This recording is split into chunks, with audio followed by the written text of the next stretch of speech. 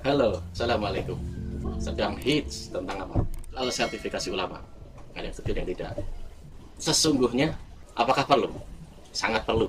Apa mata kita tuh tidak pernah melihat banyak bukti-bukti yang katanya benar, ama isinya memaki, isinya menghasut, menebar kebencian, bahkan permusuhan antar agama juga ada. Kan banyak, kumpulin aja banyak video itu di YouTube, masih ada banyak. Di medsos juga ada banyak. Lalu, ntar dengan bukti-bukti seperti itu, harus apa? Harus dipertanyakan. Matanya itu kemana gitu? Kan ada itu. Udah jelas banyak. Yang tidak kita pikir apa? Justru adanya yang katanya agamawan, ada yang memaki, ada yang menghasut. Efek paling bahayanya apa? Merusak generasi sekarang sampai nanti ke depan. Jika ada yang menolak sertifikasi ini, nggak tahu orang ini matanya ini. Dia tuh sering nonton atau enggak, saya nggak tahu. Dia ini kerjanya ngapain, saya juga nggak tahu. Harusnya kan dia tahu. Banyak bukti, banyak itu loh. Di Irak, Suriah itu awal peperangan itu juga sama, berbau politik plus agama, akhirnya apa? Perang. Yang meninggal siapa? Ya rakyatnya sendiri. Yang tidak aman siapa? Rakyatnya sendiri. Kalau perseteruan politik itu efeknya itu masih belum seberapa daripada perseteruan agama plus politik. Sangat berbahaya. Agama ini kan menaungi apa? Untuk kedamaian. Jadi kalau misalkan ada dari Kemenak atau dari mana saja demi perbaikan bangsa, ya nggak masalah, kenapa ditolak. Dan sertifikasi ini kan jelas berlaku untuk semua agama. Bagus. Ini bukan ngatur agama, bukan ngatur kehidupan. Kehidupan berserasi harmonis di situ. Karena banyak juga oknum-oknum yang katanya agamawan.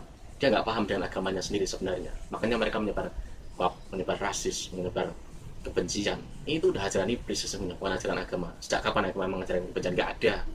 Yang ada tuh manusianya yang menggunakan agama untuk kepentingan dia. Begitu. Karena soal jejak video itu banyak dan tidak terhapus, bahkan terus diproduksi oleh beberapa orang, beberapa paham itu ada, dan itu di medsos banyak sampai sekarang. Bukannya agama itu harus apa? Bukannya agama itu harus memperbaiki akhlak? Bukannya agama itu kebenaran, kan begitu?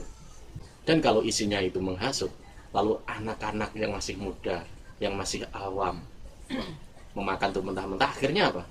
Lalu siapa yang rusak? Generasi sekarang dan generasi mendatang. Jadi kalau ada sertifikasi kan tidak apa, bisa juga memutus mata rantai kebingungan umat. Ada loh sebagian orang itu, dia tuh bingung. Lalu yang benar yang mana? Karena apa? Karena dia ini memakan mentah-mentah dakwah yang, karena dia ini memakan apa? Memakan mentah-mentah penceramah pidato yang isinya apa? Dibungkus dengan ayat, dengan pasal dan lain sebagainya, tapi isinya keburukan, kebencian. Jadi orang bingung. Makanya dengan sertifikasi ini justru akan apa? Menghilangkan hal-hal begini yang membingungkan umat. Yang menolak sertifikasi ini, justru itu ini orang yang aneh. Mereka tuh seperti harusnya sertifikasi ini misalkan jadi harus ada sanksi, harus menerapkan sanksi juga. Kalau cuma sertifikasi tanpa sanksi ya sama aja percuma. Tetap orang bebas bicara yang nggak genah-genah di medsos dimanapun. Lalu apakah orang tidak boleh berbicara tentang agama? Boleh. Kata siapa nggak boleh? Kan udah jelas. Tuh, kita bisa berbicara walaupun satu ayat. Tapi kalau berbicara itu melanggar standarisasi ulama, standarisasi agamawan, maka harus dikenakan sanksi. Bahkan bisa itu kena dua hal, bui ataupun channelnya, ataupun televisinya, ataupun radionya bisa tutup. Bahkan bisa kena apa? Bisa kena undang-undang ITE, bisa kena apa? Melanggar standarisasi agamawan. Harusnya di situ. Dan kalau bisa semua televisi itu diwajibkan memakai agamawan yang punya standarisasi. Setelah itu nggak boleh. Kalau seperti medsos Facebook, Instagram, ataupun media seperti YouTube, semua orang bisa juga boleh, tapi ada perbedaan di situ. Misalkan dia melanggar standarisasi, maka bisa kena undang-undang, bisa kena hukuman. Begitu, bahkan bisa double antara melanggar standarisasi dan melanggar undang ITE. Tapi misalkan sertifikasi ini tidak jalan, percuma jika tidak ada wadah. Harus ada wadah media, entah Instagram, entah Facebook, entah televisi, dan lain sebagainya, entah YouTube juga. Lalu bagaimana sistem medianya? Jangan buat dari baru. Kalau dari baru tetap kalah dengan media yang udah ada sebelumnya. Pemerintah masa nggak bisa beli akun atau channel YouTube atau Instagram yang followernya banyak, channel YouTube yang subscribernya udah banyak 100.000 ke atas? Kalau tidak begitu, kalau bangun dari bawah percuma, tetap akan kalah gaungnya. Dan semua orang yang masuk sertifikasi ini punya peluang masuk di sana. Untuk media-media ini, medianya jangan tunggal, ada beberapa macam hal dan bentuk dan kreasi. Lalu ada yang menggelitik apakah dapat gaji. Digaji nggak masalah, emang kenapa? ya insentif lah bentuknya, nggak masalah lah, insentif untuk agamawan nggak masalah. Emang negara ini fungsinya untuk apa? Kalau tidak salah satunya memberi insentif agamawan, nggak masalah. Asal tujuannya baik, masa dilarang. Tapi ingat, jangan ada KKN dalam penerimaan standarisasi sertifikasi ini. Kalau ada KKN, bahaya. Umat tidak akan percaya, dan agama ini akan jadi apa? Jadi apa? Bahan olok-olokan. Dan ini bisa berbahaya untuk negara. Jangan bermain KKN khusus sertifikasi.